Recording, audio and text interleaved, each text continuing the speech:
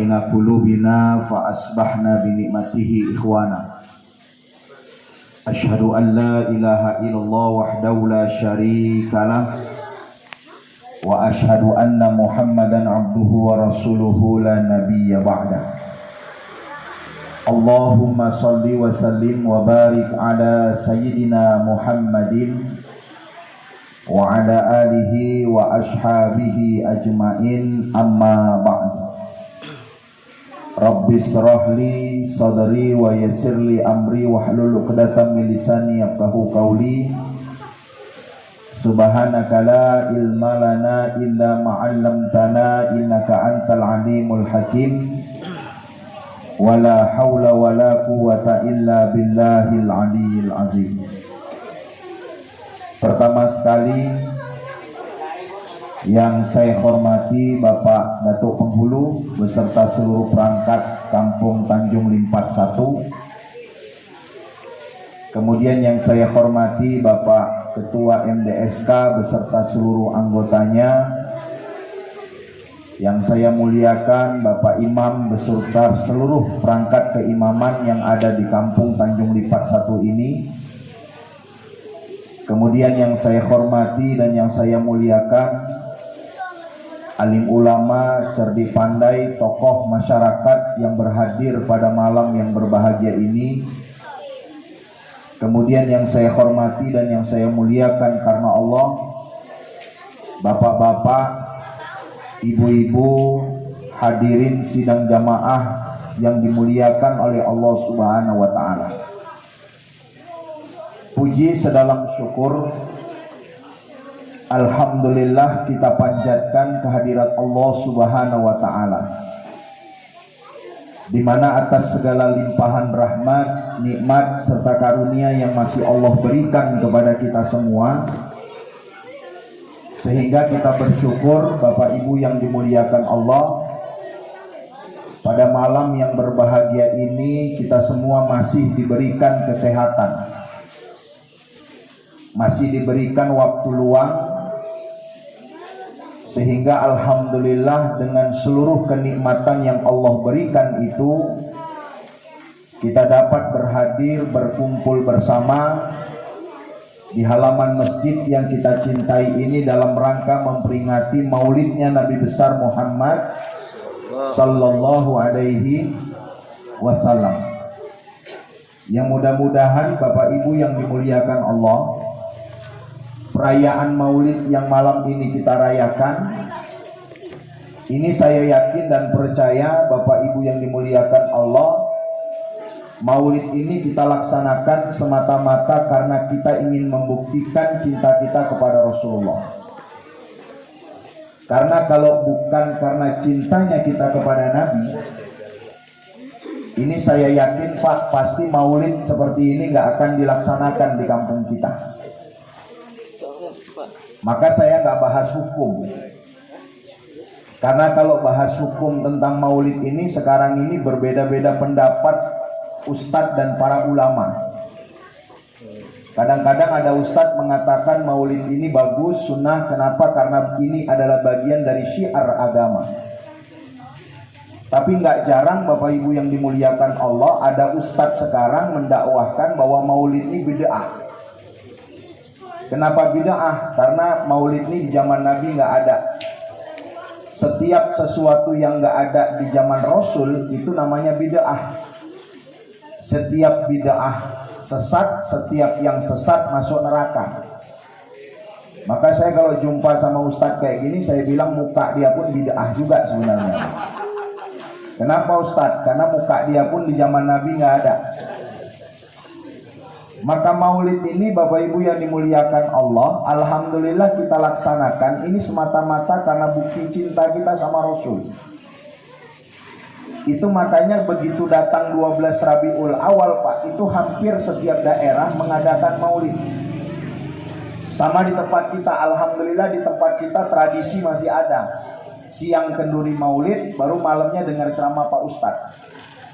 Itu bahkan kalau di Aceh sana Pak, siangnya itu disebut dengan maulud. Maulud itu apa Ustadz? Kenduri makan-makan di waktu siang. Cuma di mana-mana memang saya perhatikan karena udah kekenyangan makan siang, Mbak, malam nggak datang lagi ke masjid dengar ceramah, itu penyakitnya. Kenapa Ustaz? Dah kenyangan semua Ustaz. Tapi alhamdulillah Bapak Ibu yang dimuliakan Allah, pada malam hari ini kita bersyukur kita dapat berkumpul bersama mendengarkan tausiah Maulid Nabi. Ini saya yakin dan percaya inilah bukti cintanya kita kepada Nabi. Sehingga mudah-mudahan Pak Bu, insya Allah nanti dengan Maulid yang kita rayakan ini, insya Allah nanti itu kita di akhirat menjadi orang yang paling dirindukan kehadirannya sama Nabi di dalam surga. Karena Nabi Muhammad itu Pak, dalam sejarah itu dikatakan ada pernah seorang sahabat itu nanya ke Rasul. Jadi waktu itu Nabi sudah umur 63 tahun. Nabi sudah mulai sakit-sakitan Pak. Dalam sejarah itu, dalam kitab Tibun Nabawi itu dikatakan bahwa Nabi itu ternyata sakit seumur hidup cuma 2 kali Pak. Jadi Nabi umurnya 63 tahun itu sakit Pak cuma 2 kali Bu. Beda sama kita kadang-kadang umur 40 udah banyak kali penyakitnya Pak. Betul Bu ya? Makan emping, asam urat, udang naik kolesterol, kari kambing naik darah, makan timun darah rendah, ada aja penyakitnya Pak. Nabi Muhammad itu Pak dalam sejarah itu sakit cuma 2 kali kata para ulama. Kapan Ustaz? Pertama Nabi itu sakit gara-gara diracun seorang janda Yahudi Pak. Jadi Nabi itu dalam sejarah itu pernah Bu diracun sama janda Yahudi. Jadi ketika Nabi di Mekah, datang seorang janda Yahudi datengin Rasul. Janda ini cantik kaya Pak. Udah cantik kaya, datengin Rasul dan ngomong, ya Rasulullah, ya Muhammad, tolong nikahi aku. Kenapa Muhammad? Karena janda ini gak mau diajak masuk Islam Mbak. Terakhir ditolak sama Nabi. Terakhir apa Bu? Sakit hati janda itu Bu. Karena dia sakit hati sama Nabi gak mau nikahi dia. Akhirnya apa? Dia tahu Nabi itu kalau mau umroh, ada satu tempat mikot di Mekah itu namanya Ja'ronah Mbak. Jadi di samping masjid Ja'ronah itu ada sumur. Nabi itu kalau umroh dan mikotnya di Ja'ronah itu pasti Nabi minum dari air sumur itu. Sehingga janda Yahudi tadi masukkan racun ke dalam sumur di Ja'ronah tadi. Begitu Nabi mau umroh, Nabi mikot di Ja'ronah, Nabi minum airnya, akhirnya Nabi jatuh sakit Pak. Itu sakit Nabi pertama Pak, gara-gara diracun janda. Itu makanya aku kalau diajak kawin sama janda takut kali aku nolaknya Pak. Nah Ustaz, takut diracun pula. Jadi gimana Ustaz, ya pasrah aja. Itu sakit Nabi pertama. Yang kedua kapan Ustaz? Menjelang wafat Pak. Ada yang pernah nanya sama saya Bu, Ustaz kenapa sih Nabi itu kok bisa sehat kali Ustaz? Beda sama kita Ustaz, kita kadang-kadang umur 40 udah banyak kali penyakitnya Ustaz. Tapi Nabi 63 tahun umur Nabi, seumur hidup Nabi itu cuma 2 kali sakit Pak Bu. Nabi gak pernah sakit. Maka kalau ditanya apa sebenarnya resep kenapa Nabi bisa sehat? Pertama Pak, kata para ulama, Nabi itu sehat. Pertama kata para ulama itu karena gaya hidup Nabi itu sehat Pak. Apa yang membuat Nabi sehat Bu? Karena gaya hidup Nabi sehat. Coba tengok Pak, kata para ulama itu prinsip makan Nabi dari gaya makan aja Pak. Nabi itu kata para ulama prinsip makannya, Nabi itu kalau makan sebelum lapar, berhenti sebelum kenyang. Kalau kita kan kebalik. Kalau kita kan makan sebelum lapar, nggak berhenti kalau nggak kenyang. Nabi itu sedikit makan, sedikit tidur Bu. Kalau kita kebalik, sedikit makan, sedikit tidur, pantang mendung, goreng apa enaknya ini. Begitu gerimis sedikit, Bang makan bakso, Bang ngasih makan aja kerjaannya. Maka nggak heran kalau hari ini kita gampang sakit Bu. Ali bin Abi Thalib itu pernah bilang dalam satu riwayat, kata Ali bin Abi Thalib Pak, Rasulullah itu kalau makan kurma, jadi ada kurma itu kesukaan Nabi namanya kurma ajwa Pak. Kurma ajwa itu hitam, harganya mahal itu di Mekah dan Madinah. Itu kata Ali itu Nabi itu kalau makan kurma ajwa, 1 biji kurma Bapak Ibu yang dimuliakan Allah, itu dikunyah sama Nabi sampai 33 kali Bu. Kebayang bagaimana lumatnya kurma dikunyah sama Nabi. Itu setelah lumat di mulut Nabi baru ditelan, sehingga lambung Nabi itu begitu enaknya mencerna makanan. Makanya Nabi sehat, Pak. Nah, kita kadang-kadang istri masak cepoka. Tahu cepoka? Apa kalau orang sini apa namanya? Kalau saya orang rantau namanya cepoka itu. Kadang masak cepoka campur kikil ditumis kan enak betul itu, Bu. Kadang-kadang istri itu males males belah, dimasak bulat-bulat. Suami kadang-kadang pulang dari ladang karena udah lapar kali, cepoka pun nggak dikunyah lagi mentelan ya. Malah penyakitan sekarang. Nabi itu sehat, Ustadz. Kenapa? Karena gaya hidup Nabi sehat. Itu pertama kata ulama. Yang kedua, kenapa Nabi bisa sehat, Ustadz? Kata para ulama, Bu, Nabi Muhammad itu, Bapak Ibu yang dimuliakan Allah, kenapa sehat? Karena pikiran Nabi tenang. Bu, oh Bu, percaya nggak percaya, Bu, ternyata yang buat orang gampang sakit itu karena pikiran. Betul nggak? Betul, Pak? Betul. Orang gampang sakit karena banyak pikiran. Makanya kita kalau berobat sama dokter, berobat sama bidan, pas kita tanya, dok kira-kira pantanganku apa? Pasti dokter akan bilang, Pak, jangan banyak pikiran. Betul, Bu? Ada nggak dokter bilang, Pak, jangan banyak makan? Ya nggak ada, Pak. Tapi jangan banyak pikiran. Kenapa, Ustadz? Rupanya orang tuh banyak sakit karena banyak pikiran, Bu. Makanya coba tengok orang gila tuh, ada yang sakit nggak? Orang gila ada yang sakit nggak? Nggak ada. Coba bayangin, Pak, orang gila tuh makannya dari tong sampah, nasi bekas, nasi basi, tidur nggak pernah pakai baju, Pak. Hujan-hujan gini tidur di teras orang, kena hujan nggak pakai baju. Nggak pernah saya lihat orang gila kena masuk angin, Pak. Coba kita yang sehat tidur nggak pakai baju, nggak usah dulu hujan-hujanan, Pak. Nggak pakai baju, kalau nggak besok au masuk angin, Pak. Orang gila ada nggak masuk angin, Bu? Pernah nggak ada orang gila minta minyak angin sama Ibu? Nggak ada. Kenapa orang gila bisa sehat, Ustadz? Karena orang gila nggak punya pikiran. Tapi bukan berarti saya ingin mengatakan sama Ibu kalau mau sehat harus jadi gila. Enggak. Artinya apa? Artinya rupanya Pak, orang itu banyak sakit, penyebab utamanya karena banyak pikiran. Betul nggak, Bu? Betul. Faktor makanan tuh kecil, Pak. Kalau ada orang bilang makan kari kambing naik darah, siapa bilang? Orang Arab sana Pak, 1 ekor kambing 4 orang makan, Pak. Nggak ada yang naik darah sana, Pak. Makan kari kambing tuh, Pak, percaya nggak percaya cepet naik darah kapan, Ustaz? Kalau lebih banyak kuahnya dibandingkan dagingnya, itu baru cepet naik darah ya. Ya kalau udah kenduri kena makan belakangan, Mak. Begitu ngaduk dapat kuah toh, nggak ada dagingnya, pulang naik darah betul lagi, Bu.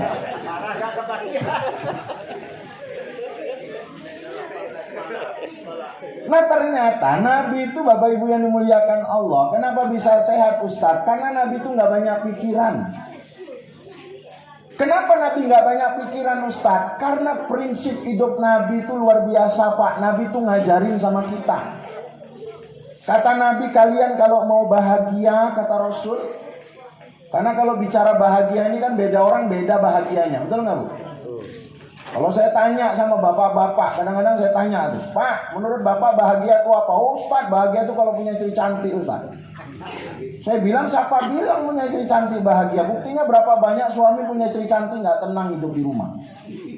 Pantang istrinya pergi, berdebar, jantungnya umat, diperi orang pula.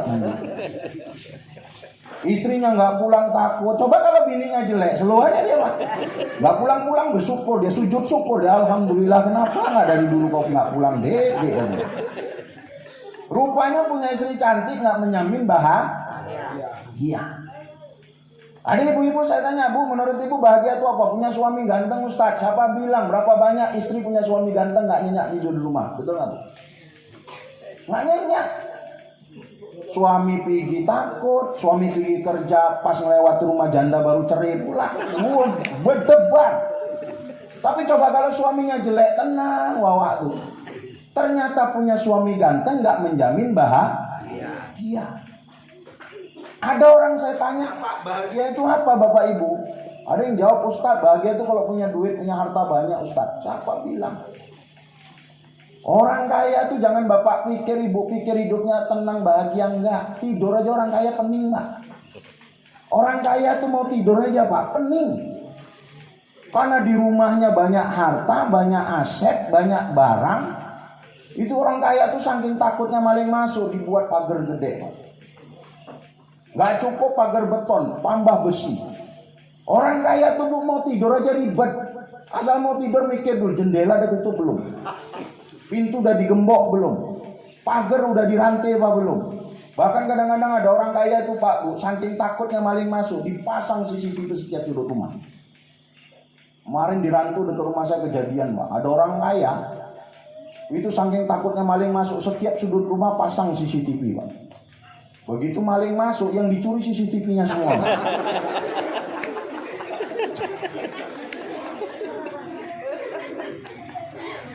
Tapi coba tengok nenek-nenek yang gak punya apa-apa, rumahnya reot, rumahnya mau ambruk pak.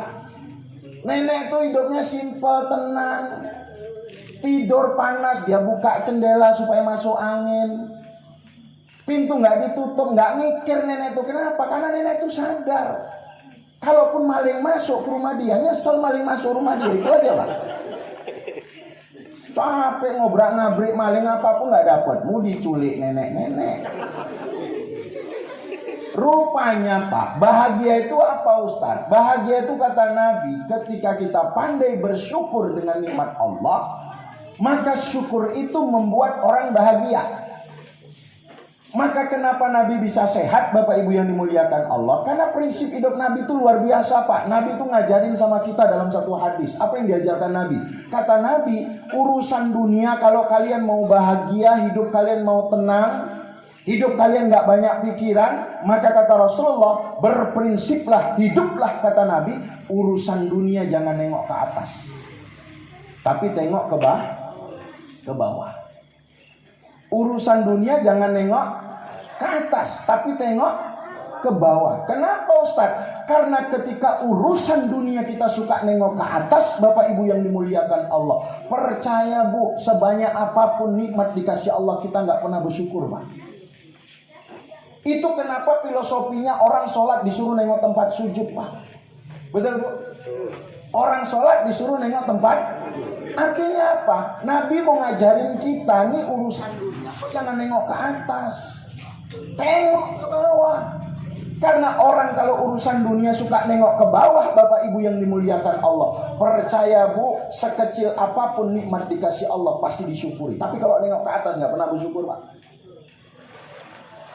Kereta Astuti, nengok yang naik Supra. Udah punya Supra, kapan bang punya Vario? Udah punya Vario, kapan punya Nmax? Betul nggak bu? Udah punya Nmax bang, kapan beli mobil? Udah punya mobil bang, kapan tuh tetangga sebelah ada Innova bang? Udah punya Innova ya tetangga sebelah beli Pajero, kepengen Pajero. Sampai kapan? Banyak pun rezeki dikasih Allah kurang. Tapi bu, percaya nggak percaya, kalau urusan dunia kita suka nengok ke bawah, percaya bu, sekecil apapun nikmat dikasih Allah pasti akan kita syukuri pak. Walau kereta Astuti, kita masih bisa ngomong sama suami bu, sambil dibonceng, kita pegang pinggangnya. Walaupun kereta Astuti tadi dari Tanjung Lipat ke Sumiun 6 kali dorong, tapi bu masih bisa ngomong sama suami, alhamdulillah bang. Walaupun udah 20 tahun aku kawin sama kau, cuma inilah kereta kita satu-satunya gak pernah ganti bang. Dari Tanjung Lipat ke Sumiun 6 kali dorong, berkeringat aku sampai Sumiun tuh bang. Gak apa-apa bang, masih mending kita punya kereta. Tengok wawak sebelah tuh bang, kemana-mana naik sepeda, betul gak bu? Yang naik sepeda dibonceng sama suaminya sambil pegang pinggang suami, bisa ngomong alhamdulillah bang ya, walaupun kita kereta gak punya, mending masih punya sepeda. Tengok tetangga sebelah bang, mana-mana jalan kaki. Yang jalan kaki sambil gandengan sama suaminya masih bisa ngomong bu, syukur bang ya, walaupun kita kereta gak punya, sepeda gak punya, masih bisa jalan kaki sehat. Tengok tetangga sebelah bang, udah setruk bang. Yang setruk pun bu, kalau nengok ke bawah itu sambil merot masih bisa ngomong bu. Gitu gak?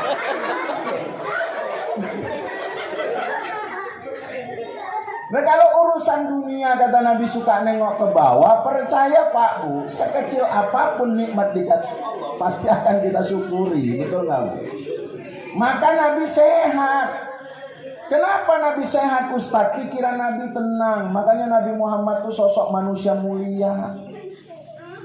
Ada ulama bilang Pak, Nabi Muhammad itu disebut sama para ulama al-basar laisa kal basar. Nabi itu manusia biasa.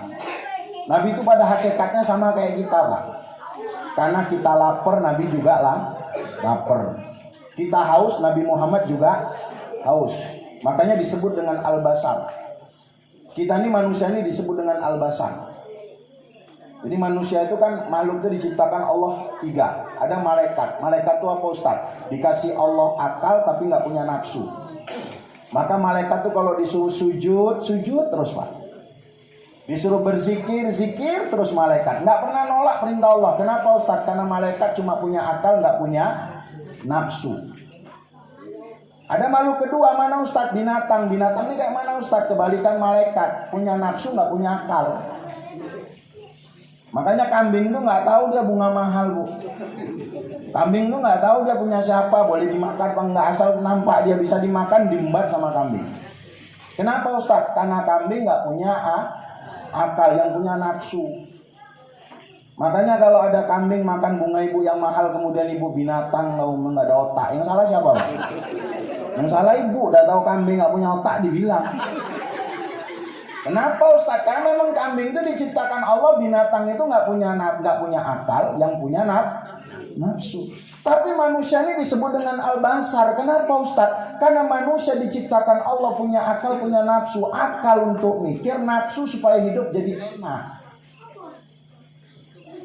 Jadi kalau ada Ustaz bilang katanya nafsu ini nggak perlu sama manusia, siapa bilang? Apa enaknya hidup Bu kalau nggak punya nafsu? Tingkat makan kalau nggak nafsu nggak enak Pak. Betul nggak?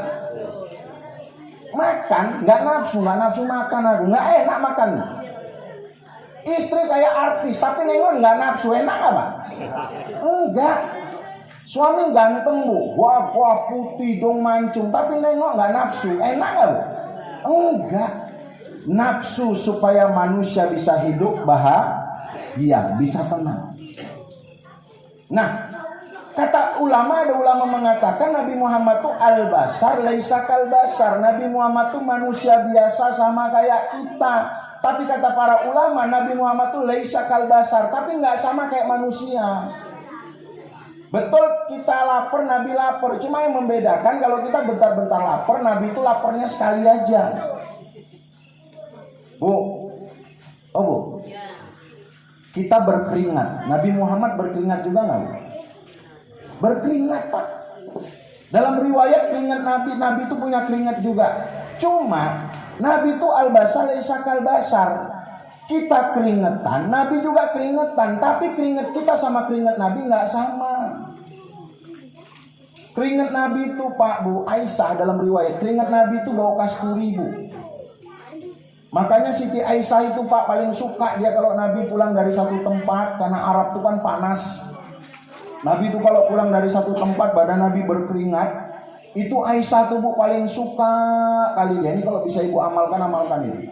Aisyah tuh paling suka begitu Nabi sampai rumah dia buka baju Nabi Bu. Begitu dibuka baju sama Aisyah, baju Nabi dibuka, Aisyah pun ngambil kain, dia elap keringat Rasul sampai kering semua Pak. Habis tuh Pak Bu, kain bekas keringat Nabi tuh kalau mau tidur tuh dicium-cium sama Aisyah. Ibu kalau mau ngamalin jadi Sri Soleha boleh tes ini. Wah, aku mau ngamalin kayak Aisyah juga Pak, mulai besok Bapak pulang dari ladang jangan buka baju dulu Pak. Biar aku yang buka. Ibu buka baju Bapak, Ibu ambil handuk kecil, Ibu lap badan Bapak keringatnya. Habis itu mau tidur cium-cium lagi. Baunya kok beda Ustaz? Ya beda lah. Keringat Nabi bau kasturi. Kalau keringat suami kita jangan tanya baunya Bu. Betul Bu? Pak, kita punya ludah. Nabi Muhammad punya ludah juga nggak? Punya. Cuma laisa kal basar. Ludah Nabi sama ludah kita nggak sama. Betul kita punya ludah, Nabi punya ludah, tapi ludah kita sama ludah Nabi nggak sama. Ludah Nabi itu obat Bu. Pernah dalam sejarah tuh Nabi ketika mau dibunuh di Mekah, Pak, sebelum hijrah ke Madinah, hijrah ke Taif, kemudian hijrah ke Madinah, itu Nabi Muhammad SAW, Bapak Ibu yang muliakan Allah, itu pernah rumah Nabi udah dikepung, Pak, sama kafir Quraisy. Waktu itu dipastikan Nabi Muhammad pasti meninggal. Kenapa? Karena rumah Nabi udah dikepung, orang kafir udah bawa senjata lengkap. Karena waktu itu siangnya itu setelah meninggal paman Rasul Abu Thalib, gak lama meninggal istri Nabi Siti Khadijah. Sehingga orang kafir Quraisy itu gak segan lagi sama Nabi Muhammad. Akhirnya apa? Mereka sepakat malam ini Muhammad harus kita bunuh. Dikepung rumah Nabi, Pak. Di dalam rumah itu ada 3 orang, Nabi, Abu Bakar, sama Ali bin Abi Thalib. Nabi tenang, Ali ketakutan, Pak. Rasul gimana ini? Ini rumah ada dikepung, orang kafir pakai senjata lengkap ngelilingi rumahmu ya Rasulullah. Gimana kita ini? Pasti mati kita. Rasul kalau bisa Nabi segera lari sama Abu Bakar. Biarkan aku tidur di tempat tidurmu ya Rasulullah. Ku pakai selimutmu agar nanti ketika orang kafir datang mereka menganggap aku adalah dirimu ya Rasulullah. Bayangin, Mak. Begitu luar biasanya Ali bin Abi Thalib pasang badan demi Nabi. Coba kalau kita yang malam itu sama Nabi, kira-kira kita bilang apa, Pak? Rasul aku lari duluan ya, pasti gitu lah. Ali enggak, Rasul cepat lari sama Abu Bakar. Biarkan aku tidur di atas tempat tidurmu, supaya orang kafir datang nanti mereka menganggap aku adalah dirimu, sehingga mereka bunuh aku dan kau selamat. Tapi dengan tenangnya kemudian Nabi jawab, Pak. Apa kata Rasul? La takhaf wa la tahzan innallaha ma'ana. Kau jangan takut, jangan sedih. Allah bersama kita, kata Nabi. Begitu Nabi ngomong begitu, Pak, ini yang disebut dengan tawakal, tawakal penuh. Makanya orang kalau udah tawakal penuh itu luar biasa. Hari ini kan kita kalau doa kita ini antara mau dengan enggak, betul nggak? Betul, Pak? Kita habis sholat, doa kita tuh kan antara mau sama enggak. Kalau dikasih ya udah, kalau enggak ya nggak apa-apa, kan gitu. Tapi coba kalau lagi tenggelam, Pak, kapal bolong di tengah laut, awak nggak pandai berenang, air udah seleher, orang nggak ada lewat, udah hampir mati. Kira-kira manggil Allahnya masih main-main nggak, Pak? Itu tawakalnya penuh. Ya Allah, tolong ya Allah, betul nggak? Nabi pun sama, tawakal penuh. La takhaf wa la tahzan innallaha ma'ana. Kau jangan takut, jangan sedih, Allah bersama kita. Begitu Nabi ngomong begitu, Bu, tiba-tiba datang angin sepoi-sepoi, membuat orang kafir Quraisy ngantuk semua, Pak. Begitu orang kafir Quraisy ngantuk, mereka tertidur. Akhirnya Nabi memutuskan berangkat naik ke Jabal Sur namanya. Jabal Sur, Pak. Ali bin Abi Thalib kemudian pergi ke tempat lain untuk menyusun kekuatan. Nabi sama Abu Bakar naik ke Jabal Sur. Sampai di Jabal Sur, Pak, ada gua. Begitu sampai pintu gua, Abu Bakar ngomong ke Rasul, Nabi tunggu sini dulu. Biarkan aku masuk dulu ke dalam gua, aku pastikan dulu di dalam gua aman, gak ada binatang buas, gak ada binatang berbisa. Nanti kalau udah aman, Nabi masuk. Begitu udah aman, Pak, rupanya Abu Bakar itu lagi bersih-bersih gua, Pak. Itu tangan Abu Bakar digigit kalajengking, Pak. Tangan Abu Bakar digigit kalajengking. Namanya kalajengking Arab. Di Arab itu apa yang gak gede, Pak? Di Arab itu semua serba gede, Pak. Kalajengking besar gigit tangan Abu Bakar. Abu Bakar keluar. Itu saking sakitnya, Pak, Abu Bakar keluar tuh sampai apa namanya? Kalau orang Jawa bilang sampai mbrebes. Kalau orang sini apa namanya, Bu? Keluar air matanya, nangis. Ditengok sama Nabi, Abu Bakar nangis. Ditanya, Abu Bakar, kau kenapa nangis? Kau takut? Enggak ya Rasulullah. Kau sedih? Enggak ya Rasulullah. Jadi kenapa nangis? Tanganku digigit kalajengking ya Rasul. Ditengok Nabi, Pak, tangan Abu Bakar bengkak, Pak. Begitu ditengok Nabi, tangan Abu Bakar bengkak karena digigit kalajengking. Apa yang dilakukan Nabi? Nabi Muhammad sambil baca bismillah, kemudian dia ambil sedikit air liurnya. Kemudian Nabi letakkan air liur Nabi di bekas gigitan kalajengking di tangan Abu Bakar. Begitu dikasih ludah Nabi sama Rasul di tangan Abu Bakar, langsung bisanya keluar tangan Abu Bakar langsung sembuh, Pak. Baik gara-gara pakai ludah Nabi. Jangan coba-coba pakai ludah kita, Pak. Istri gigit kalajengking, udah nggak usah takut kok sini. Bapak ludahi, wah. Itu bukannya baik makin parah Pak, tetanus. Besok baru rumah sakit amputasi terus Pak. Dokter pun nanya, kok bisa kayak gini lukanya? Gara-gara diludahin bapak atau? Kenapa Ustaz? Ludah kita sama ludah Nabi nggak sama. Nabi itu al-basar laisa kal-basar. Makanya Nabi Muhammad itu sosok manusia yang diberikan Allah kemuliaan Pak. Bukan hanya sekedar nabinya saja diberikan kemuliaan Bu. Sampai kita umatnya ini Bapak Ibu yang dimuliakan Allah. Kita umatnya ini juga dikasih kemuliaan Pak. Makanya datang 12 Rabiul Awal kita peringati Maulid. Kenapa Ustaz? Inilah bukti cinta kita sama Rasul. Kenapa? Enaknya kita sebagai umat Nabi Muhammad Pak. Bukan sekedar nabi. Nabi itu kan saking mulianya Pak. Nabi itu nabi akhir zaman. Tapi nanti setelah kiamat nabi pertama masuk surga Pak. Bayangin tuh. Makanya dalam akidah umat Islam itu tidak ada lagi nabi setelah Nabi Muhammad. Nabi itu penutup sekalian nabi. Keyakinan kita harus kita yakini bahwa Nabi Muhammad nabi akhir zaman. Gak ada lagi nabi setelah Nabi Muhammad. Kalau suatu saat ada ustadz masuk ke kampung kita, pakai baju jubah sampai ke tanah, serbannya sebesar ban Vespa, tasbih sebesar jengkol, jenggot panjang sampai ke bawah. Tiba-tiba Ustaz tuh ngomong, ibu-ibu di Tanjung Lipat 1 saya adalah nabi baru. Boleh percaya nggak Bu? Nggak boleh. Kenapa Ustaz? Akidah kita hari ini harus meyakini, wajib meyakini Nabi Muhammad nabi akhir zaman. Cuma kadang-kadang memang sedih kita Pak nengok Indonesia ini. Kenapa Ustaz? Indonesia ini kan negara yang paling banyak orang ngaku nabinya Pak. Nabi palsu banyak kali di Indonesia ini Pak. Di Arab itu Bu nggak ada orang berani ngaku jadi nabi Bu. Kenapa Ustaz? Hukum di Arab tegas Pak. Di Arab tuh kalau ada orang berani ngaku jadi nabi palsu, itu langsung ditangkap polisi, jebloskan ke penjara, 2 hari kemudian dibawa ke Jeddah, dibawa ke Masjid Qisas, langsung dipenggal. Karena di sana hukuman mati bagi orang ngaku jadi nabi palsu, langsung dipenggal. Gak ada Pak sampai hari ini. Di Arab itu orang berani ngaku jadi nabi palsu. Indonesia kan hukumnya lemah. Paling-paling cuma 2 tahun penjara. Makanya tiap tahun ada jalan nabi palsu di Indonesia nih Pak. Dulu ada Lia Eden di Jakarta. Pernah dengar Lia Eden Bu? Lia Eden Pak di Jakarta ngaku jadi malaikat Jibril. Karena meresahkan masyarakat, karena mengaku jadi malaikat Jibril, ditangkap polisi, dijebloskan ke penjara sama polisi. Makanya polisi kita ini hebat. Bukan Ferdi Sambo aja dijebloskan ke penjara sama orang. Malaikat Jibril jeblos ke penjara sama orang. Lia Eden belum keluar Pak. Belum keluar Lia Eden dari penjara. Di Bogor, seorang pelatih badminton Bu, ngaku jadi nabi, namanya Ahmad Musodik. Ditangkap polisi, di penjara. Ahmad Musodik belum keluar, tiba-tiba di Jogja ada orang ngaku jadi nabi lagi, bawa agama baru.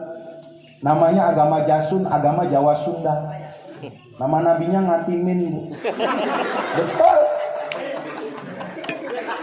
Aku nggak kebayang kalau betul Ngatimin itu jadi nabi Pak. Gimana cara selawat kita sama Ngatimin itu Pak? Kalau Nabi Muhammad kan masih enak Bu, betul nggak? Nabi Muhammad, Allahumma sholli ala Sayyidina Muhammad, enak. Nah kalau sempat ada nabi namanya Ngatimin, Allahumma sholli ala Ngatimin, nah, ya.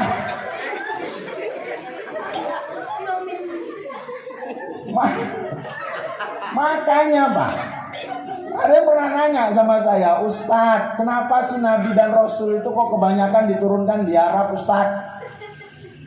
Maka saya jawab bisa jadi nih Pak. Salah satu penyebabnya kenapa banyak orang Arab dijadikan Nabi sama Rasul sama Allah, mungkin bisa jadi karena nama orang Arab itu bagus-bagus Pak. Makanya kita ngapal nama Nabi itu enak. Adam, Idris, Nuh, Soleh, Ibrahim, Lut, Ismail, sampai Nabi Muhammad, enak. Lah kalau sempat banyak Nabi diturunkan di Jawa Timur sana Pak, Paino, Paini, wah.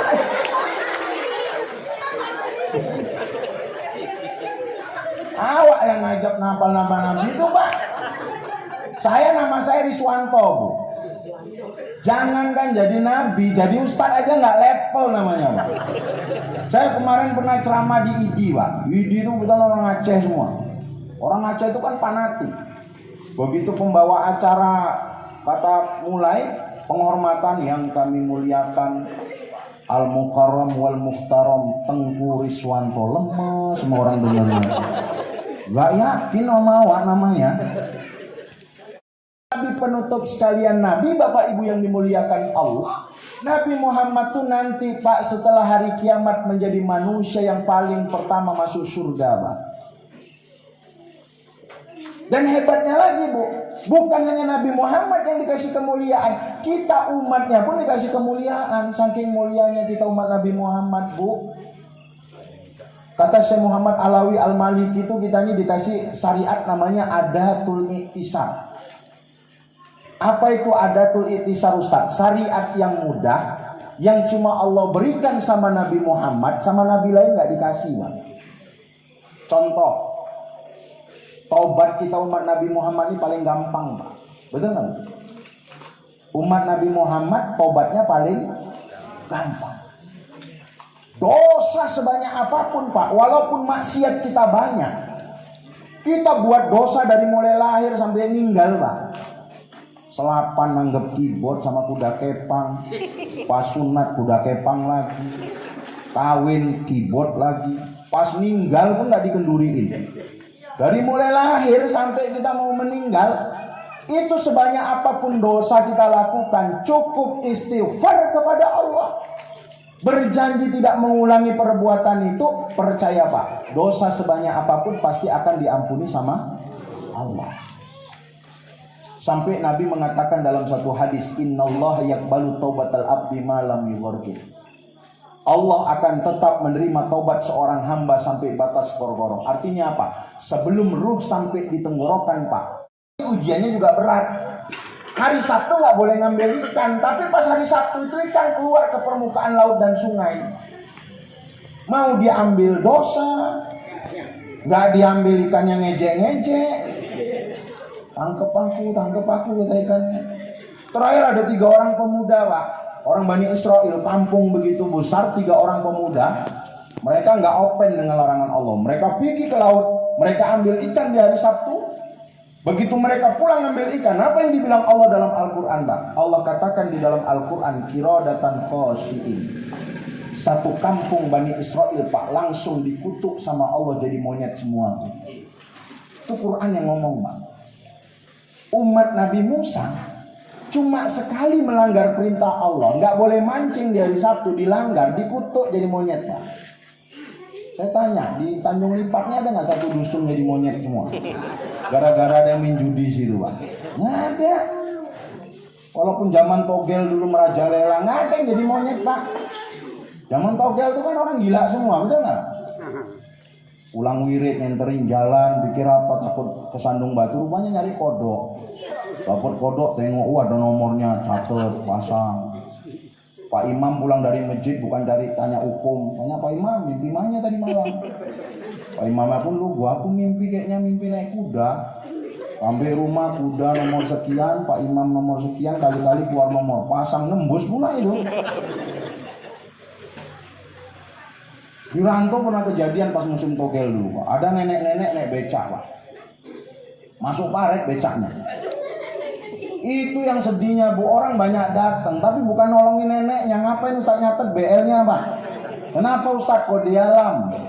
Walaupun umat Nabi Muhammad banyak buat maksiat, umat Nabi Muhammad ini gak pernah dikasih azab sama Allah, betul gak Bu? Bani Israel cuma dilarang mancing dari Sabtu, dilanggar langsung jadi monyet Pak.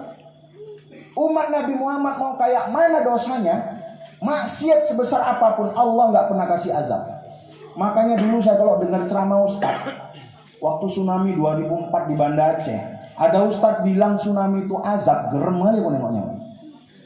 Kan kepala kita sebagai orang Aceh Pak, walaupun saya orang Jawa tapi kan lahir di Aceh. Gerem dengarnya. Ada Ustaz itu ceramah, tengok bagaimana tsunami itu Allah berikan azab untuk kita orang Aceh. Kan jelek kali kita orang Aceh ini Pak. Yang banyak maksiat di Medan kok malah yang diajab Aceh.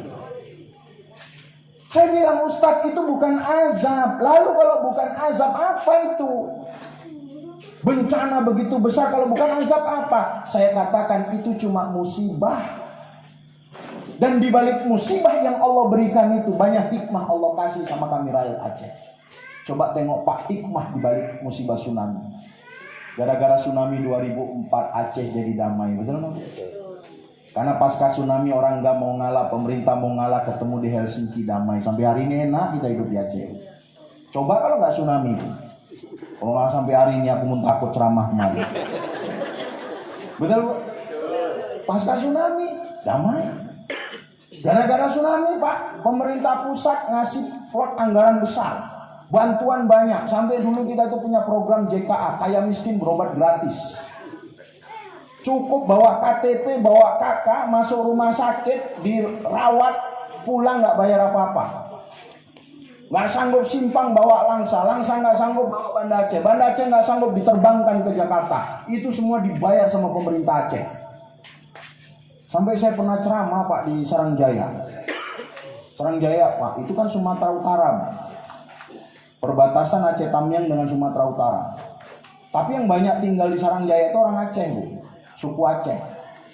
Siap ceramah saya dibawa ngopi sama panitia. Pak Ustadz kita ngopi dulu lah. Habis sholat asar saya pun ikut kedai kopi. Saya tengok ada lah bapak-bapak agak tua duduk di situ sambil ngopi. Orang mana Pak Ustadz? Orang Rantu Pak. Rantu di mana? Di Pertamina Pak. Enak kali orang Aceh sekarang Pak Ustadz ya. Saya nyesal kali merantau Sumatera Utara nih Pak Ustadz. Saya tanya kenapa Pak? Ya orang Aceh sekarang enak Ustadz. Ada program JKA. Kaya miskin berobat gratis, nggak sanggup simpang bawa langsa nggak sanggup bawa Banda Aceh nggak sanggup bawa ke Jakarta, gratis semua. Saya bilang sama bapak tuh Pak, kami alhamdulillah di Aceh itu ada program JKA berobat gratis tuh Pak, gara-gara tsunami kemarin Pak 2004. Apa dibilang bapak tuh? Aku berdoa juga nih Pak Ustadz, mudah-mudahan Sumatera Utara tsunami juga kayak Aceh. Coba bayangin Pak, ada hikmahnya. Siapa bilang tsunami itu nggak ada hikmahnya? Bu, pasca tsunami Pak, karena banyaknya duit di Aceh, itu sampai hari ini cuma Aceh yang sanggup memberikan santunan sama anak yatim Bu, 1.800.000 itu. Mulai dari SD, SMP sampai 1.800.000. Sekarang nggak tahu saya berapa. Dulu itu pertama-tama tuh 1.800.000. Sampai ingat kali saya waktu anak-anak yatim itu baru dapat bantuan 1.800.000 setiap tahun Bu. Itu ngambilnya di Bank BPD Aceh, Kuala Simpang. Saya lagi ngantri di ATM. Pas lagi ngantri di ATM, anak yatim itu juga ngantri mengambil duit, pegang buku tabungan semua. Ada satu anak yatim Pak bawa kawannya bukan anak yatim. Apa dibilang sama kawannya itu? Enak kali bawa anak yatim ya. Pengen aku jadi anak yatim. Terkejut saya Pak. Saya Pak kesini dulu kok. Dek masih itu bapak kok, dia masih Bang. Sehat bapakmu sehat. Jadi kenapa kau pengen jadi anak yatim? Enak Bang dapat duit banyak kayak kawan. Bayangin itu Bang. Jadi umat Nabi Muhammad ini dikasih sama Allah adatul itisar. Apa itu Ustaz? Syariat yang mudah, tobatnya gampang. Dosa sebanyak apapun Pak, maksiat sebesar apapun yang dilakukan sama umat Nabi Muhammad, cukup istighfar, minta ampun sama Allah, berjanji tidak mengulangi perbuatan itu lagi. Percaya Pak, dosa sebanyak apapun pasti diampuni Allah. Betul Pak? Apalagi Ustaz yang dikasih mudah? Syariat, ibadah. Bu, dalam Islam ini ada nggak ibadah berat dalam Islam ini? Nggak ada. Haji wajib. Tapi kalau nggak sanggup haji, gugur nggak kewajiban haji? Gugur. Apalagi sekarang, bapak punya duit 25 juta, bapak bawa ke bank daftar haji, bawa ke Kementerian Agama, insya Allah 40 tahun baru berangkat Pak. Hari ini bapak daftar, bapak kawin lagi, dapat anak kawin lagi belum berangkat Pak. 40 tahun Bu. Karena nggak mampu, gugur kewajiban. Zakat wajib, tapi kalau nggak sanggup bayar zakat, boleh nggak orang nggak sanggup bayar zakat nerima zakatnya? Boleh. Puasa di bulan Ramadan wajib, tapi kalau lagi sakit, boleh nggak orang sakit nggak puasa Pak? Boleh. Siapa bilang ibadah dalam Islam ini berat? Oh Ustaz, paling berat sholat Ustaz, karena banyak kali orang tinggal sholat. Siapa bilang sholat berat? Kemana-mana saya tanya Pak, Pak, mana lebih berat dodos sawit dibanding sholat? Itu semua orang jawab, dodos lah Pak Ustadz. Betul nggak Pak? Dodos lah, mana ada. Dodos Ustadz capek, cengap-cengap. Sholat kan nggak banyak Ustadz. Tapi begitu saya bilang, Pak, kira-kira banyak nggak orang sanggup dodos sawit tapi nggak sanggup sholat? Itu lain ceritanya Pak Ustadz. Padahal sholat mudah, betul nggak Bu? Bu, sholat disuruh berdiri, tapi kalau lagi sakit boleh nggak sholat sambil duduk? Boleh. Nggak sanggup duduk, boleh nggak sholat sambil tidur Bu? Boleh. Yang penting sakitnya jelas. Kalau sakit memang nggak sanggup berdiri, boleh duduk. Oh Ustaz nggak sanggup mamaku sholat duduk, Ustaz udah suruh tidur. Yang nggak boleh itu kan sakitnya nggak jelas. Kayak tetangga saya Pak, istrinya sholat duduk, siap sholat ditanya sama suaminya, Dek, kita tadi kok sholat duduk? Dek, iya bang, pilek aku. Pilek sholat duduk? Apaan? Itu kalau lewat malaikat Jibril dicekek sama malaikat Jibril dulu. Tapi kalau sakitnya jelas, boleh nggak orang sholat duduk Bu? Boleh. Orang musafir dikasih mudah supaya enak di jalan, sholatnya boleh jamak, boleh qasar, betul? Jamak itu apa Ustadz? Ngumpulin 2 sholat dalam satu waktu. Bapak Ibu pergi ke Medan supaya enak di jalan, sampai Besitang berhenti sholat zuhur. Supaya asar nggak mikir lagi, sampai Medan nggak mikir asar, siap zuhur langsung lanjutkan sholat asar. Padahal asar waktunya masih lama. Boleh? Boleh Ustadz. Kenapa? Itu namanya jamak takdim. Atau sebaliknya, berangkat dari Tanjung Lipat, naik mobil jumbo, supirnya gila nggak mau berhenti sholat, zuhur lewat, nggak usah pening. Sampai Medan pas waktu asar, bapak ibu langsung sholat asar, siap asar lanjutkan sholat zuhur yang waktunya sudah lewat. Boleh Ustadz? Boleh, namanya jamak takhir. Udah di jamak Bu, bagi orang musafir boleh lagi di kosar. Kosar itu apa Ustadz? Mendekkan rakaat sholat. Yang 4 rakaat jadi 2. Mana 4 rakaat? Zuhur, asar, isya. Harusnya 4 rakaat, cukup 2 rakaat saja sholatnya. Terus maghrib Ustadz, maghrib tetap. Subuh Ustadz, subuh tetap. Maghrib tetap 3, subuh tetap 2. Jangan pula maghrib 1,5. Ya pernah kejadian Pak, orang pergi ke Medan sholat maghrib 1,5. Pergi ke Medan, sampai Medan rakaat kedua lagi ruku, salam waktu, assalamualaikum, assalamualaikum, lagi ruku. Ditanya sama kawannya, Wak masih ruku kok udah salam? Aku kan sholat maghrib pos 1,5, mana ada maghrib 1,5. Maghrib tetap 3, dikasih rukhsah. Betul nggak Bu? Bu, Ibu di Tanjung Lipat ini kalau sholat kan ngadep kiblat, betul nggak? Ini sekarang gara-gara kiblat ini dihitung balik, mereng masjid kita. Syukur ada masjid baru Pak. Ini mudah-mudahan cepat selesai masjid baru kita. Kita sholat wajib ngadep kiblat, betul nggak Bu? Sekarang saya mau tanya, Bapak Ibu selama ini sholat di Tanjung Lipat ini kiblatnya berapa? 1 Bu. Bapak berapa Pak? 1. Saya alhamdulillah kiblat saya 3 Pak. Umat sesat Ustadznya. Kiblat 3 kemana aja itu? Mana Ustadz kok kiblat 3? Badan ke Ka'bah, muka ke tempat sujud, hati kepada Allah. Para ulama mengatakan kiblat orang sholat itu 3 Pak. Mana? Badan ke Ka'bah, arahkan ke Ka'bah, muka arahkan ke tempat sujud, hati arahkan hanya kepada Allah. Karena kiblat itu artinya arah. Saking enaknya sholat Pak Bu, itu yang nggak boleh dirubah cuma 1. Mana Ustadz? Hati ke Allah. Makanya orang sholat wajib hukumnya niat ada kalimat lillahi ta'ala. Usolli fardul isya'i 4 raka'atin mustaqbilal kiblati adaan lillahi. Sholat karena Allah, puasa karena, bayar zakat karena. Makanya waktu sholat kita baca doa, inna sholati wa nusuki wa mayaya wa mamati lillahi rabbil. Sesungguhnya sholatku, ibadahku, hidupku, matiku hanya karenamu ya Allah. Hati ke Allah nggak boleh dirubah Pak. Tapi kalau muka ke tempat sujud, orang sholat kan nengok bawah, betul nggak Pak? Boleh nggak sekali-sekali orang sholat nengok atas Pak? Ini hukum ini. Sholat disuruh nengok tempat sujud. Boleh nggak Bu sekali-sekali orang sholatnya nengok atas? Gini sholatnya. Boleh nggak? Boleh. Kapan Ustadz? Ketika darurat nggak bisa nengok ke bawah. Kapan itu? Pas leher cantengan Pak. Tahu cantengan Bu? Salah bantal, salah urat. Bangun tidur gini aja leher wawa tuh. Salah urat, kaku nih Pak. Nengok kanan sakit, nengok kiri sakit, nengok bawah berdenyut. Enaknya nengok atas. Kira-kira orang kayak gini boleh nggak sholat nengok atas Pak? Boleh. Dikasih rusuk tengok aja atas.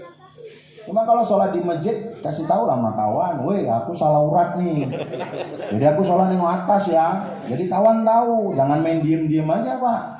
Main banti sholat nengok atas, begitu Pak Imam masuk, mah ikut aliran apa pula ini mengampung pun.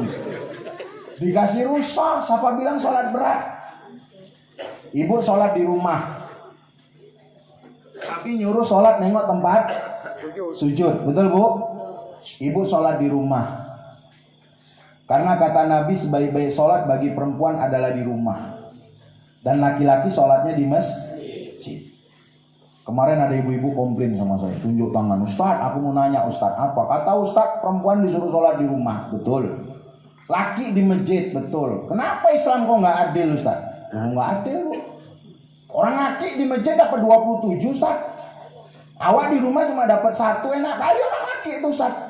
Pantesan lakiku kalau pulang dari masjid senyum-senyum aja Ustadz. Kenapa senyum? Apa nggak senyum Ustadz? Di masjid 27, udah jelas cepat masuk surganya. Di surga ada bidadari. Aku kalau dibandingin sama bidadari mana ada apa-apanya Pak Ustadz. Maka saya bilang tenang Bu. Bener ibu disuruh sholat di rumah dapat 1. Bapak disuruh sholat di masjid dapat 27. Tapi para ulama Bu mengatakan ketika seorang istri memberikan semangat kepada suaminya, memfasilitasi suaminya untuk sholat ke masjid, maka istri seperti ini dapat pahala sama kayak suaminya yang sholat di masjid. Kasih semangat Bu.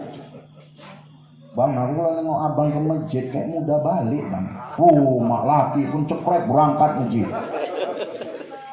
Baju digosok, sarung siapin. Bila perlu kalau bapak di masjid, ibu masak di rumah, susun meja makan. Begitu bapak pulang, Bang sini tak suapin Bang. Weh, itu Bu pahalanya sama kayak bapak sholat di masjid Bu. Ini kadang-kadang yang sedih Pak. Ada istri nggak model nggak open sama ibadah suami, tapi istri di sana, kalau sini enggak. Oh istri di sana Pak, ada yang nggak open sama ibadah suami Pak. Ada suaminya model leler.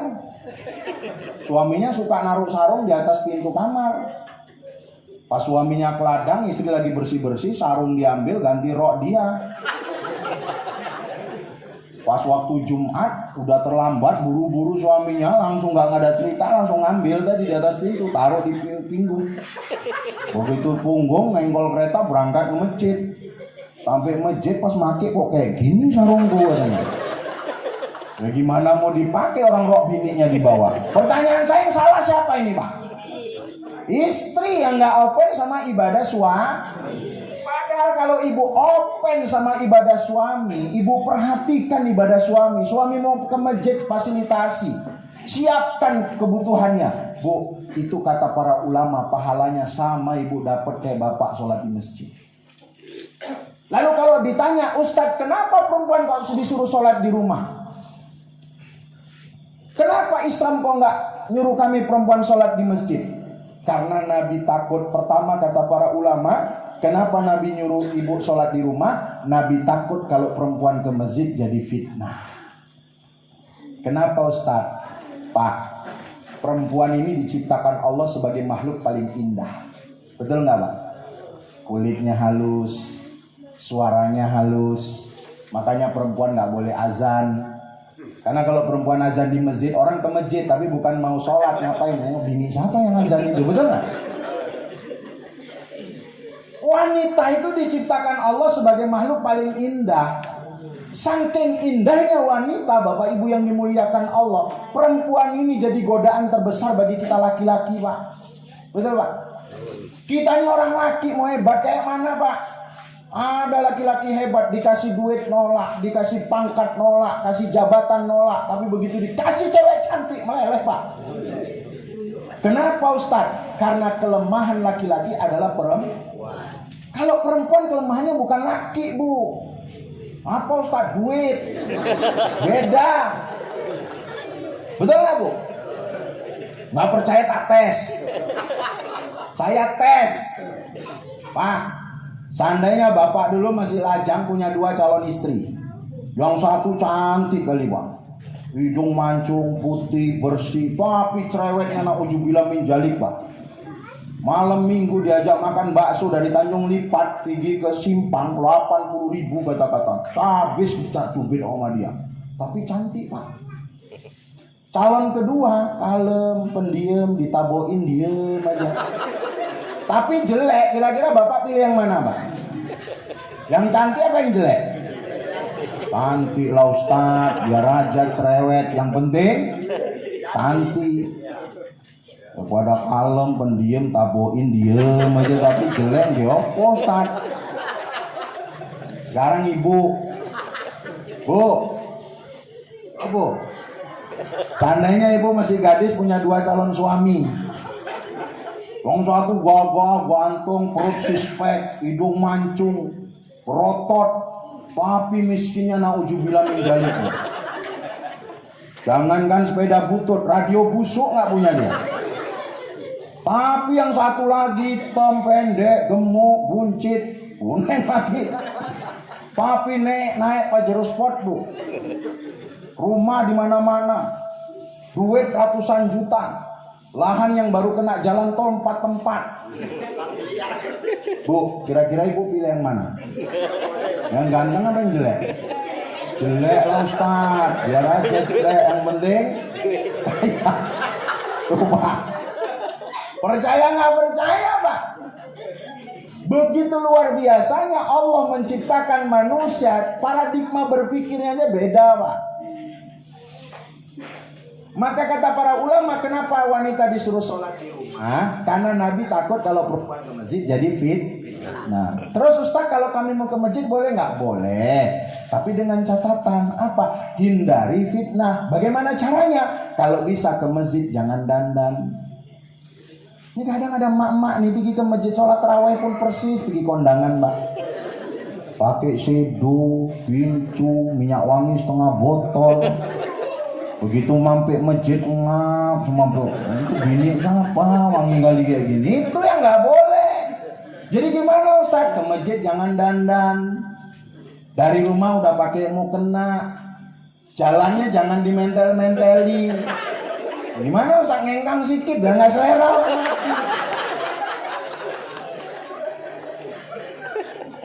Maka Nabi takut tuh perempuan ke masjid. Kenapa? Takut jadi fitnah. Betul nggak, Bu? Yang kedua, kenapa perempuan disuruh sholat di rumah, Ustaz? Bu, Ibu disuruh didik anak ibadah di rumah. Betul, Bu? Disuruh didik anak ibadah di rumah. Memang, Pak, bagus bawa anak ke masjid. Litarbiyah, ngajarin anak kenal sama masjid. Cuma kadang-kadang kalau yang dibawa anak umur 3 tahun ke bawah, Pak, itu kadang-kadang bukannya sholat malah ngerusuin. Udah model anaknya lasa. Pas mau sholat, iya masih takut sama bapaknya. Kok sholat sini ya? Iya. Kemarin kau. Habis kau. Cubit kau. Iya ya. Waktu bapaknya belum sholat masih takut sama bapaknya, Pak. Tapi begitu bapaknya takbir, mulai tuh anak. Kalau mainnya ke belakang mending, ini kadang maju ke depan. Tarik-tariknya sarung Pak Imam. Pak Imam pun dalam hati, anak siapa ini? Pak sepak nangis pula, nggak disepak melorot sarungku. Nah makanya Ibu disuruh didik anak ibadah di rumah. Makanya Nabi nyuruh perempuan sholat di rumah.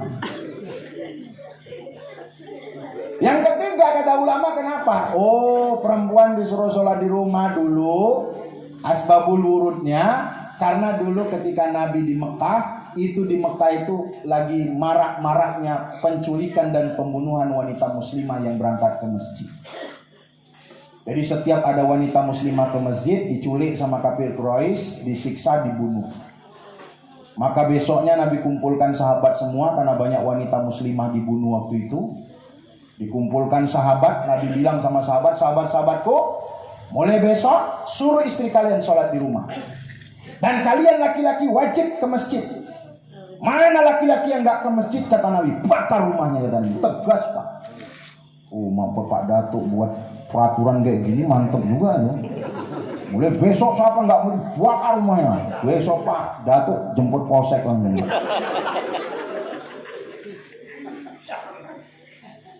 Kenapa Nabi nyuruh wanita sholat di rumah? Karena dulu marak penculikan di Mekah. Pertanyaan saya, sekarang Tanjung Lipatnya ada culiknya nggak? Nggak ada, udah nggak apa-apa. Jadi jangan nggak ke masjid alasan takut culik. Ini nenek-nenek umur 70 tahun, kok nggak pernah nampak di masjid takut culik. Aku siapa yang nyulik nenek itu? Kalaupun diculik nyesel culiknya.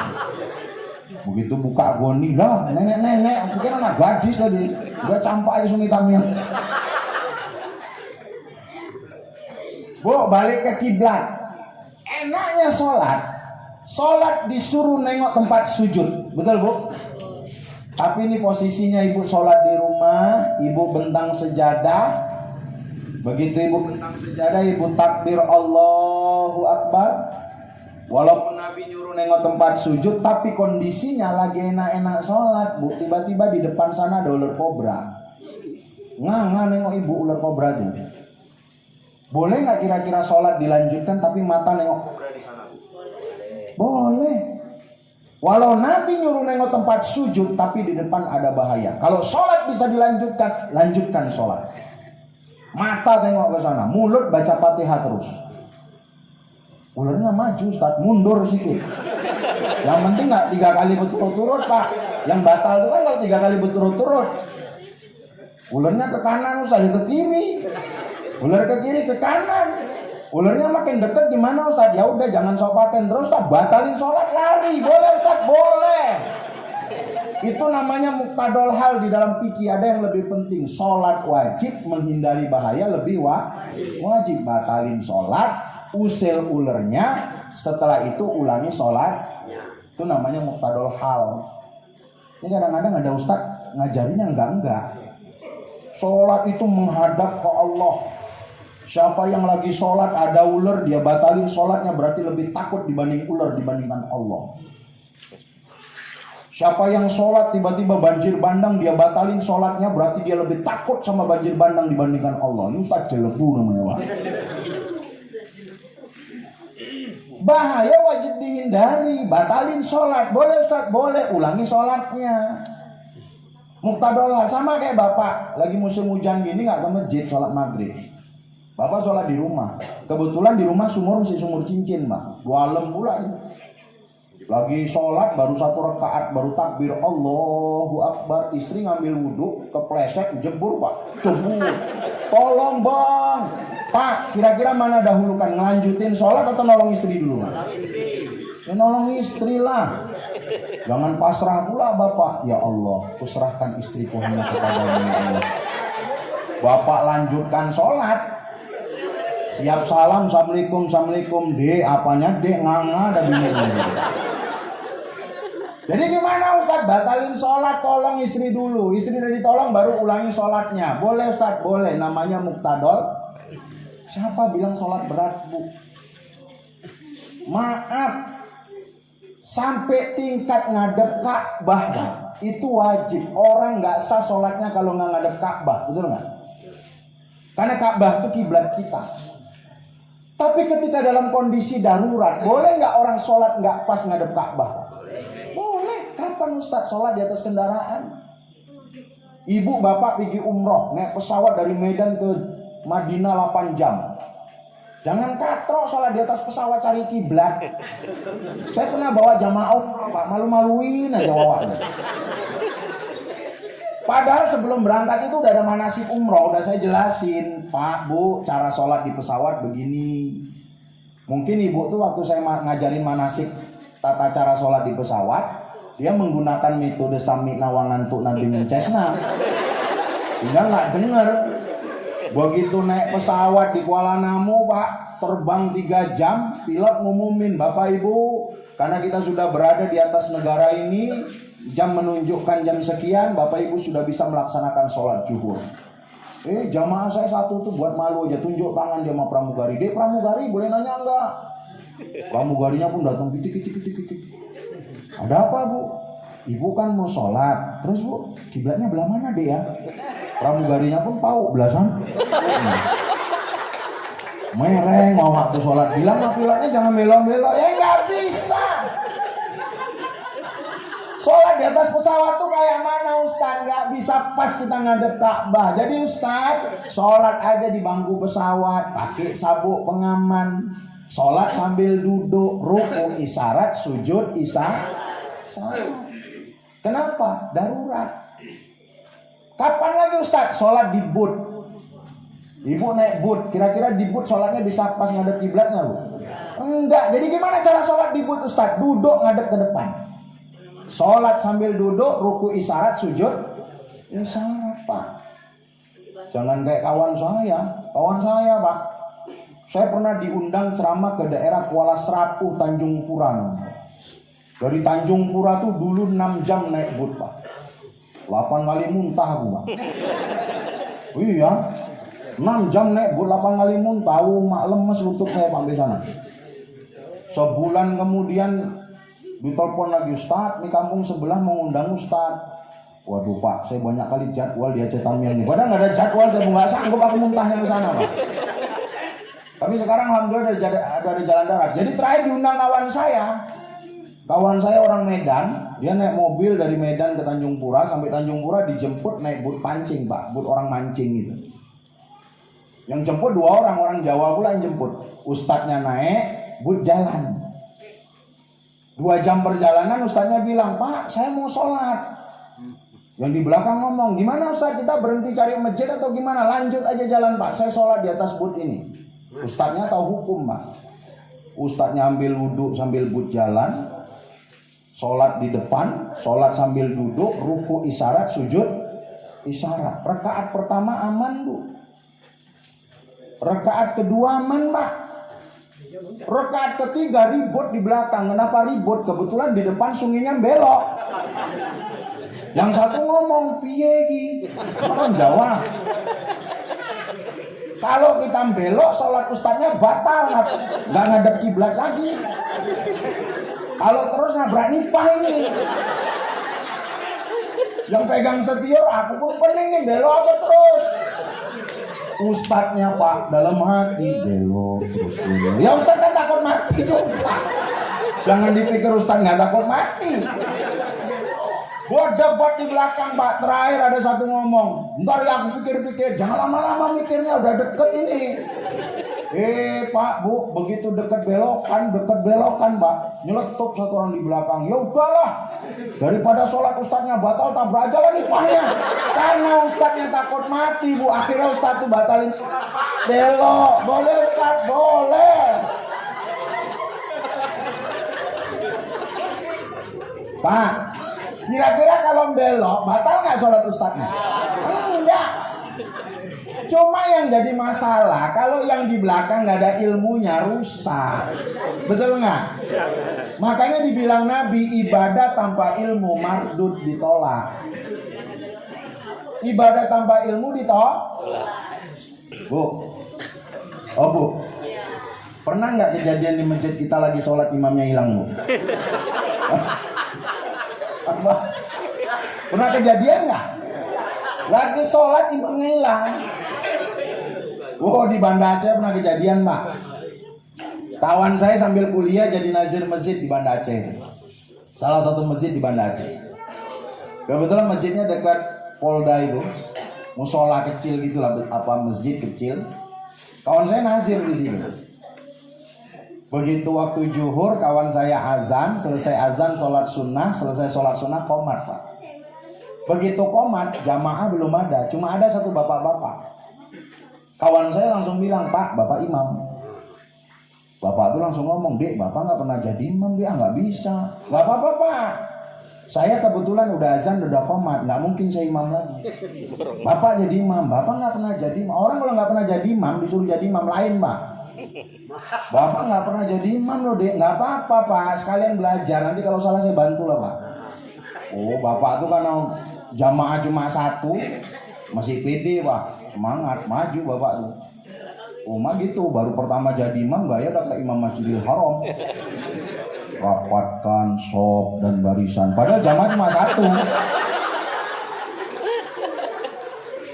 Begitu sholat, Pak, Allahu Akbar.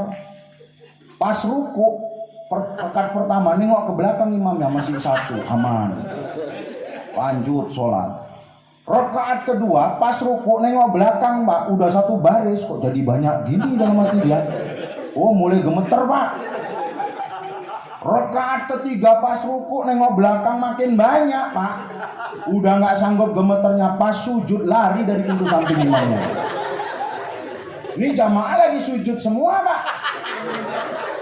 Dalam hati jamaah kok lama kali lah imamnya dibangun. Kawan saya di belakang imam subhanallah nggak bangun juga. Sebelah kanan subhanallah nggak bangun juga. Sebelah kiri subhanallah nggak bangun juga. Terakhir, Pak, ada satu yang bandel, Pak. Ditengoknya, begitu ditengok imam hilang, woi imam kita hilang, bubar. Bubar. Pak, saya tanya, ini yang salah siapa? Yang salah 3, betul nggak? Kawan saya salah, udah tahu orang nggak pernah jadi imam disuruh jadi imam.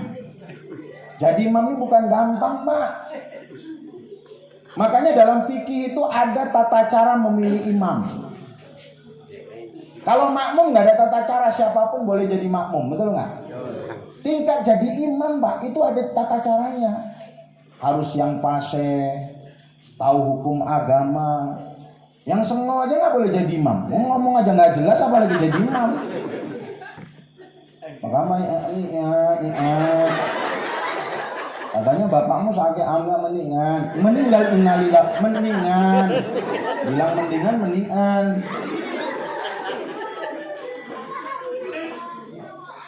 Anakmu berapa nih? Amga atau ini. Aduh ini baru bisa ngesot maksudnya. Tapi kalau kita dengar dah kotor aja tuh, Pak.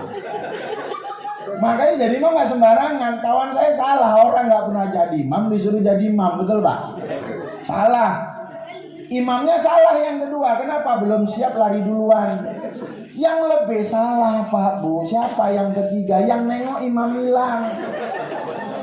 Harusnya kalau dia nengok imam hilang, jangan dibilang, woi imam kita hilang. Jadi gimana, Ustaz? Ambil komando, maju sikit, ambil komando jadi imam, jadi sholat lanjut. Tapi kalau dibilang, woi imam kita hilangnya, bubar. Ini makanya dibilang Nabi, badan Nabimu mardut, Pak. Ditolak, betul nggak? Makanya Islam ini luar biasa. Nabi Muhammad itu dikasih syariat sama Allah. Umat Nabi Muhammad ini syariatnya mudah. Makanya dibilang Se'alawi al-Maliki itu disebut dengan adatul itisar, ada yang berat. Nyari pahala mudah, betul nggak, Bu? Nyari pahala mudah. Kata Nabi dalam satu hadis, ketika kalian baca subhanallah sedekah, baca alhamdulillah sedekah, baca Allahu Akbar sedekah, baca la ilaha illallah sedekah. Makanya orang tua kita dulu, ulama ngajarin, kalau habis sholat minimal zikirnya subhanallah, alhamdulillah, Allahu Akbar 33 kali. Kenapa? Karena kata Nabi sedekah. Buang duri di jalan sedekah. Baca Quran, kata Nabi, ketika kalian baca Quran satu huruf dapat 10 kebaikan.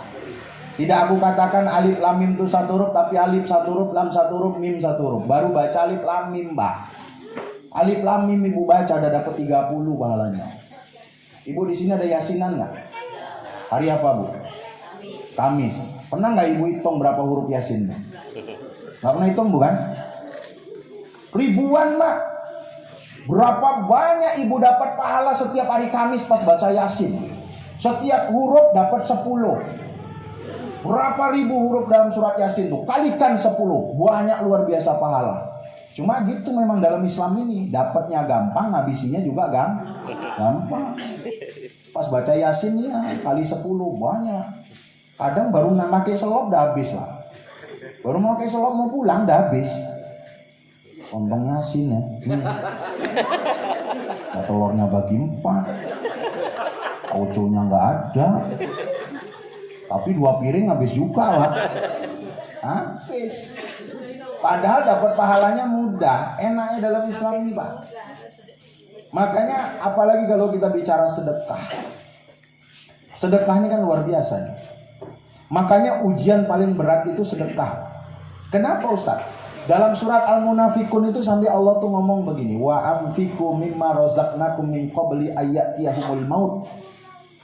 Allah katakan infakkanlah harta yang telah aku berikan itu, rezeki yang aku berikan itu, kata Allah. Infakkan sampai mati itu datang sama kalian. Makanya orang tua kita zaman itu ngajarin sama kita, orang meninggal pun itu disedekahi. Makanya dibuat acara ke-7, acara ke-40, acara 100, setahun. Kenapa Ustaz? Ngajarin sama kita yang meninggal tuh kepengen sedekah.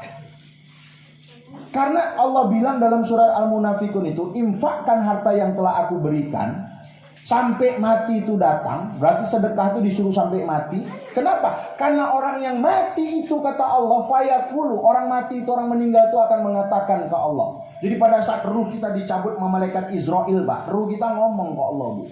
Apa yang dibilang ruh? Rabbi laula akhartani ila ajalin qarib fa asaddaqa wa akum minas sholihin. Ya Allah, kalau seandainya kau berikan aku waktu sebentar saja bisa hidup balik, ya Allah, aku akan sedekah dan aku akan jadi orang soleh. Begitulah pentingnya sedekah. Makanya kita ada tradisi malam 7 diundang orang kampung, dimasain, betul nggak Pak? Dikasih nasi berkat. Kalau zaman kan namanya nasi berkat. Sekarang aja kan udah pakai takir dibilang takir. Kalau zaman kan nasi berkat. Malam 40 diundang lagi, kasih nasi berkat. Apalagi malam Alfamart belanja masukin keranjang, begitu di kasir Pak, bayar 250.000, 300. Nggak ada raut muka susahnya Pak. Nggak ada raut muka, kok banyak kali nyesel aku belanja kayak gini. Nggak ada. Tapi begitu berapa sekian bayar. Tapi coba kalau untuk sedekah Pak, ujiannya berat. Kadang-kadang hari Jumat mau sholat Jumat, karena habis nimbang sawit duit 100 semua. Bilang sama istri, dia punya duit pecah nggak? Berapa bang? 10 aja untuk masukkan tabung amal ke masjid. Istri pun buka dompet kasih duit 10, taruh kantong, campur madu 100 tuh. Sampai masjid pas lagi khutbah, di situ pula ngantuk-ngantuknya. Memang paling enak tidur kan pas khutbah Pak. Itu begitu khutbah, apalagi khutbahnya model lemas. Hadirin jamaahmu blok nih. Pas lagi ngantuk lewat tabung amal tuh. Rencana dari rumah Pak ngasih 10, karena ngantuk tadi main rogo aja nggak sengaja ketarik yang 100. Pas udah di ujung baru ketengok. Pas di ujung baru ketengok. Lah. Masuk Pak 100, percaya nggak percaya Pak, 2 bulan pantang nengok tabung amal tuh inget terus mata duit cepet dulu. Betul nggak Pak? Teringat. Cepet dulu situ mau diambil balik malu makanya nggak diambil. Teringat. Padahal Pak, percaya nggak percaya, yang kita masukkan ke tabung amal masjid itu yang bakal nolong kita di akhirat Bu. Ini masjid lagi dibangun. Ini kata Nabi, investasi akhirat terbaik kita. Karena Nabi mengatakan idza mata ibnu Adam in qata'a amaluhu illa min salasin. Semua itu kita udah terputus amal. Salat enggak wajib lagi, puasa enggak